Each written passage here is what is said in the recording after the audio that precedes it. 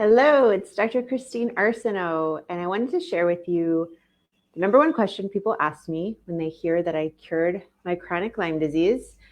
And I was just live in my RV office, and the internet was not working, so the video did not come out well, so I'm redoing this. As you can see, I have some animal companions with me.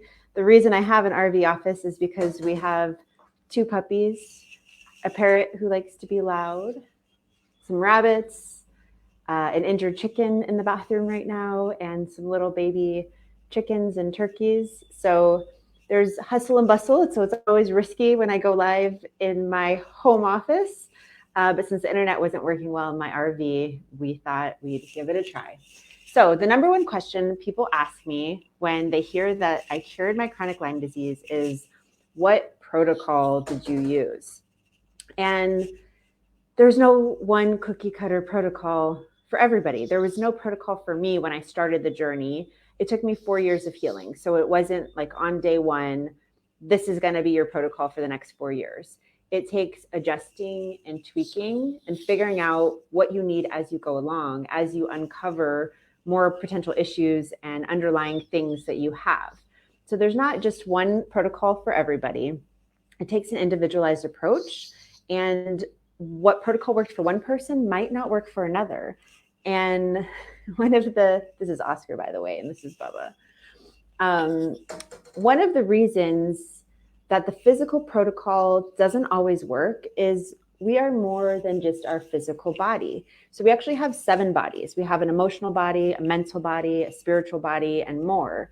So if we have something going on in our emotional body that we don't address, it really doesn't matter what we do on the physical level. We're going to return to those patterns, those energetic patterns that are keeping us sick, making us sick. They're going to still be there. So we might get some relief on the physical level.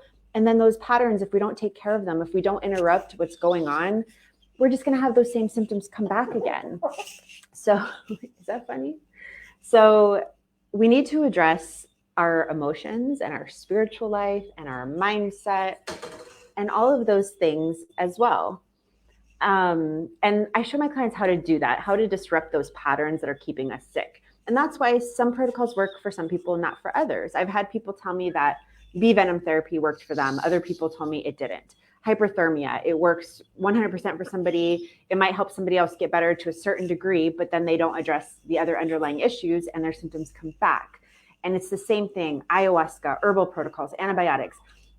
I've heard it all, that it's worked for people and that it hasn't worked for people. So the main other thing is you have to focus on your own personal imbalances. Just because one protocol worked for somebody else doesn't mean it's going to work for you, because you need to see what's out of balance in your own life and address that.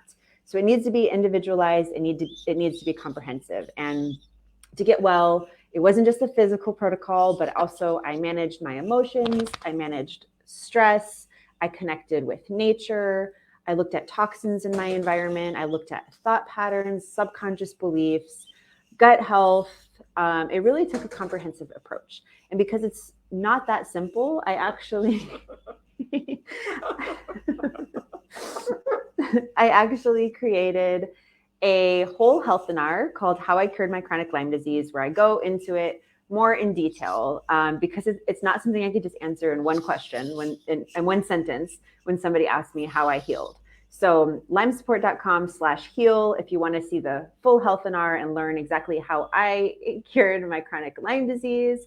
And it'll be helpful for you no matter what chronic complex condition you have, because this is really how to address health in general. So I had Lyme, I had mold, I had parasites, I had viruses, I had multiple things going on. So no matter what complex chronic condition you have, this health webinar will be useful for you. So I'll share that in the link below, and I hope everybody has a wonderful day.